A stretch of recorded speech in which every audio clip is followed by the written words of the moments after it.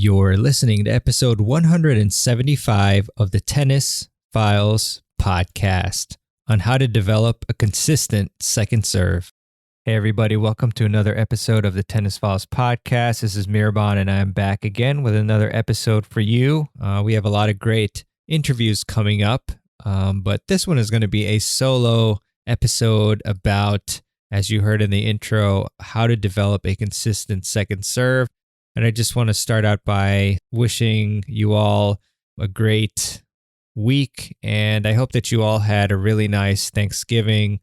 I actually sent an email out to a ton of you on my email list, something like 18,000 or so people. And I got a ton of emails back from you all, which was really cool. And I shared what I was grateful for. And I think it was friends and family, good health, and tennis. And I got a lot of similar responses, and it was really cool to hear from you. So feel free to email me anytime to get in touch, and I will do my best to answer. But yeah, today we're going to talk about the second serve, and it's a very near and dear topic to my heart because I had struggled for a while with my second serve, and I would get nervous and double fault on important points. And you know, it's funny, I didn't really even know how to hit a proper topspin or kick serve, so I was relying heavily for a long while on my slice serve to go in. And yeah, my technique wasn't really there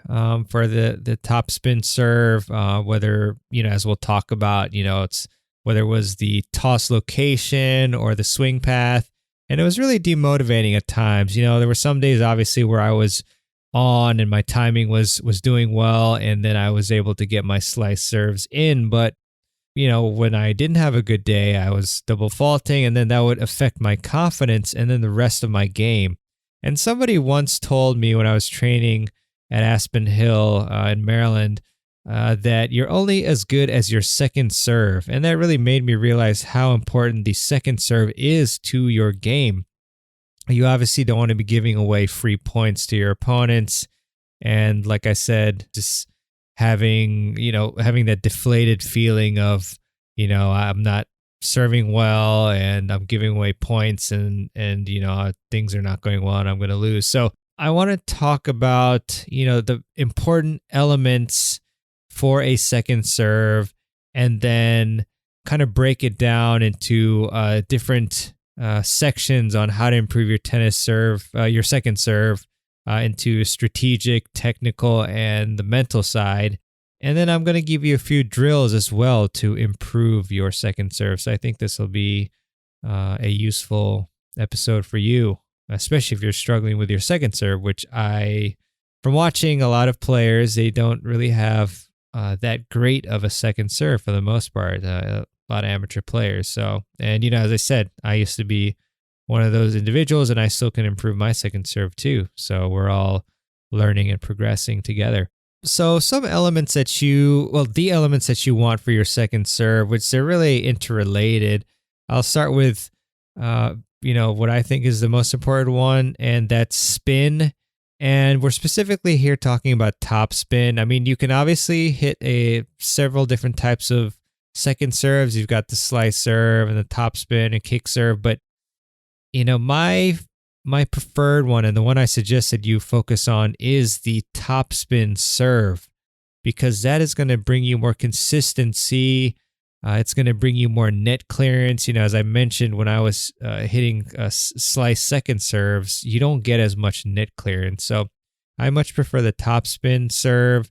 But, you know, when you have that element of spin, of topspin, then you're going to be able to get more net clearance, and you'll also bring the ball down into the service box as well. So the spin, you know, serves two purposes. It avoids hitting it to the net, and it also helps you avoid hitting long.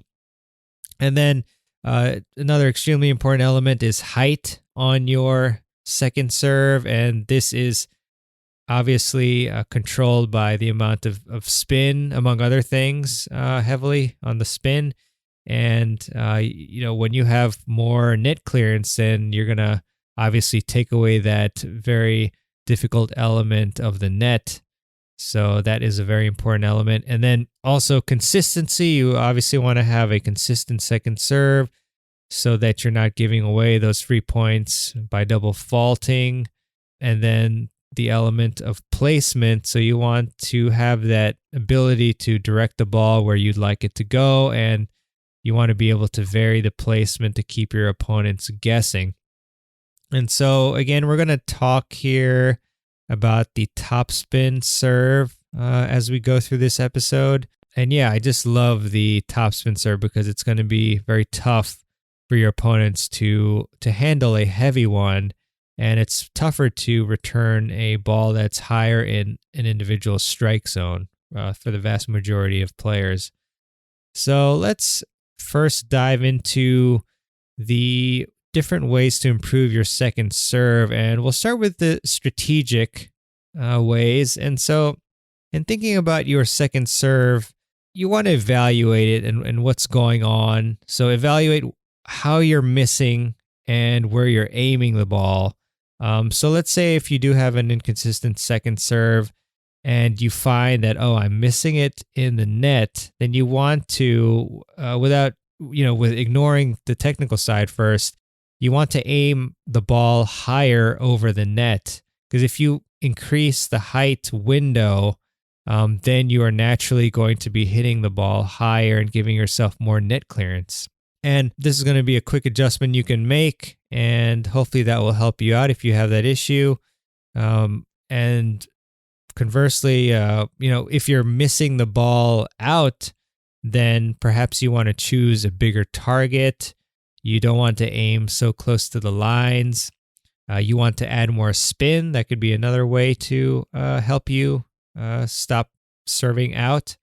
And then let's say your serve is just getting pummeled. Maybe you want to, again, on the strategic side, you want to choose a different location, a different placement for your serve. So perhaps you want to serve into the body if they're crushing forehands back at you, if you're serving, to their forehand or wherever it is you're serving. Perhaps you want to change the type of serve that you're serving. So if you're hitting a slice serve and you're finding that you're double faulting, having trouble getting it in the box, you want to change your serve to the topspin or the kick serve. And just generally, it's always really important to recognize the problem you're having with your serve and then figure out why it's happening and then what can be done to improve it. And yeah, that's pretty much the strategic side of things for the second serve. So just ask yourself, where am I hitting the second serve? What type of serve am I hitting? And why am I hitting that serve? That 3-question evaluation can help you a lot to, maybe change what you're doing and improve your game strategically. Now, I know a lot of you have trouble with the technical side of hitting a second serve. And so I want to go into some key fundamentals of second serve technique. And many of these are ones that I found that I lacked in technically. And when I worked on these, and they really helped me improve my second serve and producing more topspin and height and consistency, on the ball. So the first one is very classic, but I still must mention it here, even though I've probably mentioned it many times, which is the continental grip. And that is the grip that you want to use because that will allow you to achieve the proper racket drop and for you to pronate efficiently and to just hit a proper serve. If you have the classic pancake grip, then you're not going to be able to impart much spin on the ball at all. You're just going to hit the ball straight forward. So that is key, very quick one. But, the next really important one is the unit turn, where a lot of tennis players end up just using their arm for the vast majority of their second serve and maybe both serves. But you see it even more in the second serve because the player is strictly really thinking, I need to get this ball in. And so they're just pushing the ball forward. So instead, you want to utilize that proper hip and shoulder rotation and, to help you load up your body, and it'll enable you to utilize your entire body to efficiently produce a heavy topspin serve.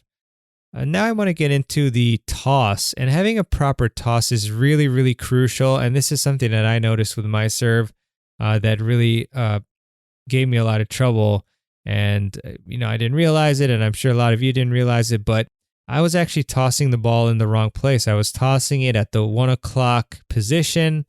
And if you toss the ball at the 1 o'clock position, and so I'm speaking to a righty. So if you're a lefty, you can think the opposite of tossing it at the 11 o'clock. But if you toss it at the 1 o'clock as a righty and vice versa for lefties, then you're not going to be able to brush up on the ball and impart that topspin, because you can't apply topspin if the ball is not behind you, so to the left for righties. And also, really importantly, is if the ball is at its highest point, aka its apex, and you're trying to hit topspin, then you won't be able to do that. So I highly recommend that you toss the ball around the 11 o'clock to 12 o'clock position, reverse it for lefties, and also that you hit the ball at a lower point than its highest point. So I think that's going to be, it could be a big change for a lot of you, but we'll talk about a very simple drill later on to help you with that.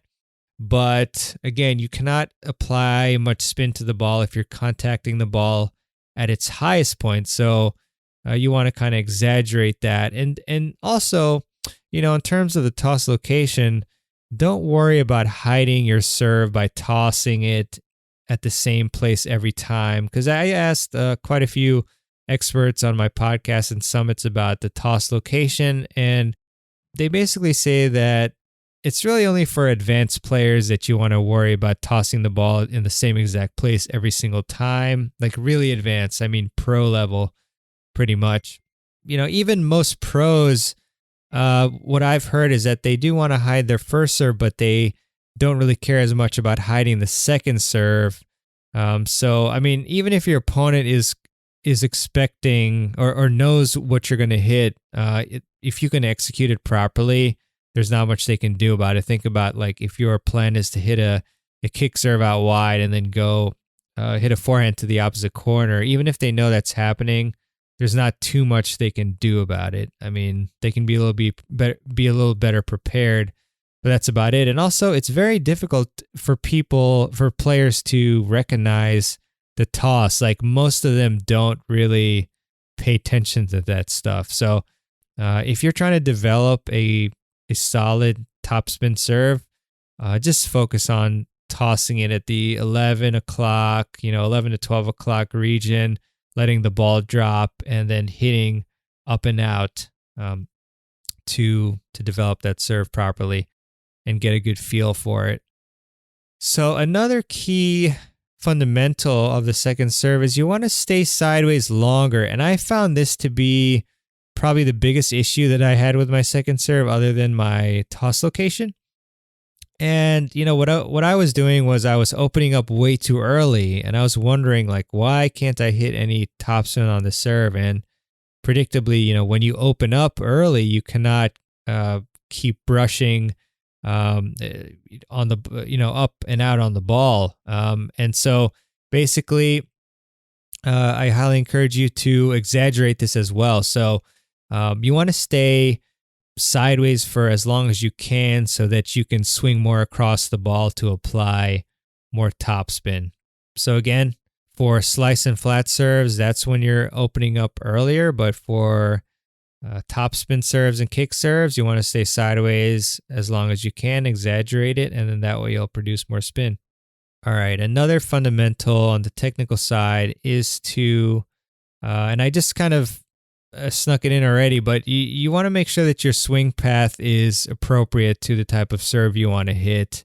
So I would encourage you to imagine that there's a clock on the actual ball, and that you want to swing from around the 7 o'clock of the ball to the 1 o'clock.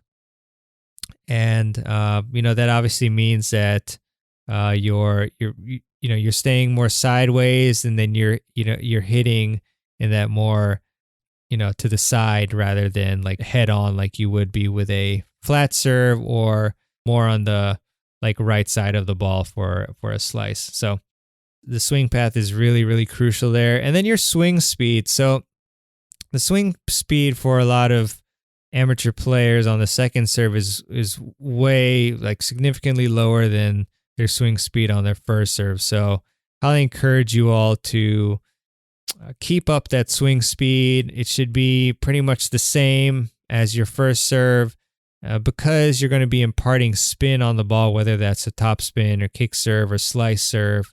The spin is going to enable you to get that ball in the court no matter how fast you swing your racket. And, the faster you swing it, the more spin you're going to impart on the ball, which is a really good thing. So really honestly evaluate your second serve in terms of that. Are you swinging your racket as fast as your first serve, or are you not?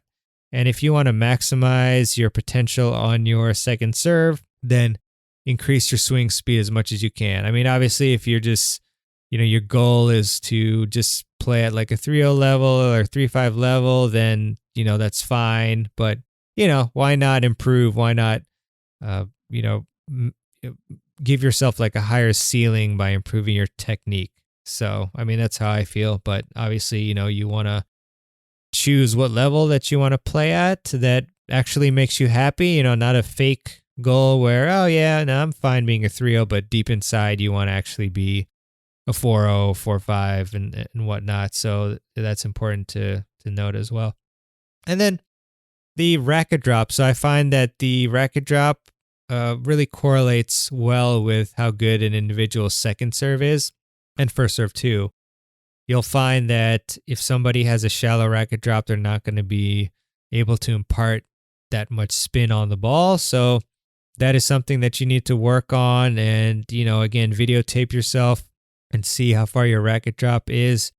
And, this is predicated upon a lot of different things, that you have the proper technique getting up to that point of the racket drop, that you ensure that your arm is not too tight, and that you have the flexibility and mobility to get into that position. So, different elements there to work on. But again, the racket drop is really important when it comes to producing spin on the ball. So, yeah, that is pretty much it for the technical side of things that I wanted to cover for this episode for the second serve. So again, those elements are the continental grip, having a proper unit turn, proper toss location, letting the ball drop a bit before you hit it so that you can produce that height and spin easier, stay sideways longer, have your swing path be more to the side rather than straight ahead, having your swing speed be, as fast as you can, and not reducing it just because it's a second serve and you want to get it in, and then the racket drop and keeping your arm loose. All right, well, now I want to just cover the mental side a little bit. And, there's definitely a mental aspect to the second serve. I know a lot of us get the heebie-jeebies. We get nervous. As I mentioned, I would get nervous. And it's actually kind of funny. I used to have these instances where, I tossed the ball up and like for a split second, my mind would tell me, you're double faulting. It was ridiculous. And it would happen, a good amount. And so that was kind of brutal. But, what I did was I just practice, and it really takes practice and belief in your training to improve your second serve. So once you've spent many, many hours working on your second serve, then you can be confident that you have put in the work to have a good second serve. And then finally, and this is kind of strategic as well, but I had this in my notes too, which is when you get on the line, you want to have a plan for where you want to serve and then execute it. So when you have a plan, then that's going to take your mind away from, crazy thoughts about going, about double faulting and other negative things. So, that combination of practicing and getting that confidence by developing a solid second serve and then having the plan will help you a lot. And then, having a routine as well, just, like bouncing the ball a certain number of times, taking a deep breath, looking at your strings, things like that can all really help to focus your mind on the task at hand. So I have a few drills for you to help with your second serve, and they're all pretty simple. So the first one is to serve from your knees, because this will force you to hit up and out and produce height and spin in order to get the ball over the net, obviously, because you're way shorter, when you're serving from your knees. So you've got to get that height going. Another similar drill is to serve over the fence, so from outside of the court. And that also forces you, obviously, to produce a lot of height to get the ball over the fence. The next drill is to let the ball come down more than usual when you toss the ball. So you always want to exaggerate things when you're trying to change something to get that feel. So let the ball come down as much as you can before hitting that topspin serve. And then that's going to really teach you to hit more topspin and hit up and lift the ball up over the net. And, it's going to make you reprogram your timing that way and get a feel for it. So the next tip or the next drill is to focus on leading with the tip of the racket. And a cool way to think about, hitting a second serve properly is to accelerate the tip of the racket and pretend you are cutting a sheet above you. So that's kind of an interesting visual that you can think about when you're trying to hit a proper second serve with a topspin second serve. And the last drill that I have for you today is to serve a few feet behind the baseline and then gradually move up. And this is really good because you're going to be forced to swing much faster in order to hit that serve in the same location that you normally would. And then when you move up closer to the baseline, keep that same swing speed. So this is, it's swing speed oriented, but when you combine it with the proper kick serve techniques and having the proper swing path, then it's going to result in a much heavier topspin serve. So one other thought is, if you have trouble with the topspin serve, then try the platform stance, because it's more simple. There's less moving parts, and it's easier to rotate your body with the platform stance, in my opinion, and from what I've learned from experts on the show. Because it's very easy to have your back foot open up a bit, turn to the outside, and then you can load a bit easier. You can turn and load rather than having the pinpoint stance. I just find that it's a little bit harder for me to rotate my body with that stance. And it's crucial to rotate your body properly when you want to hit a heavy topspin or kick serve. All right, well, seems like I'm kind of losing my voice here, which is strange, but we'll power on. So, that's pretty much it for my tips on how to hit a more consistent second serve. And I hope that you found that helpful. And if you have any questions about it, please let me know or send me an email at mirban@tennisfiles.com. That's MEHRBAN at TENNISFILES.com. And I would like to leave you with a quote, as I often like to do at the end of the show. And this one is by Zig Ziglar. And Zig said, "Don't let someone who gave up on their dreams talk you out of going after yours." So I guess I can think about an example. If there's somebody who says, "Oh, you'll never make it to 4 or 5, or, they ridicule you, like, stop thinking that you can get this far or whatever. A lot of times it's said by people who themselves have never reached that level. So you want to instead learn from people who are at the level that you want to be at and work really hard. And, with little steps each day and a little bit of progress each time, you can reach your goals. I would also really would appreciate it if you would leave a review for the Tennis Files podcast if you find it helpful and useful for your tennis game. You can do that at tennisfiles.com/Apple Podcasts, or alternatively on your favorite podcast app of choice. I just find that reviews on Apple Podcasts tend to give the show the most visibility, which, it's important to just help spread the podcast to others and have more people improve their games as a result. That's my main goal with the show here, obviously, and really enjoy getting emails from everybody who finds the podcast or summits or whatever I'm doing, YouTube videos, whatever, helpful for their game.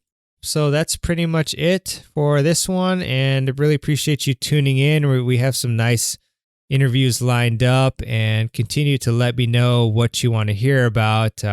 In making this episode, I was going through some comments and surveys that were filled out by many of you, and I just found that the second serve is a problem area for a lot of you. So I really hope that those tips, and I think in particular the technical tips, will probably be the most helpful, but I could be wrong. It just really depends on where you're at with your serve and how much you want to put into the actual technical side of it, or what side of it you want to improve. But it's really important, and if you can develop a consistent second serve, then you are definitely going to have a lot less nerves and worries about holding your serve and about double faulting. So it's really a very worthy investment to, in particular, improve your second serve, and you can use your second serve as your first serve in a lot of cases too.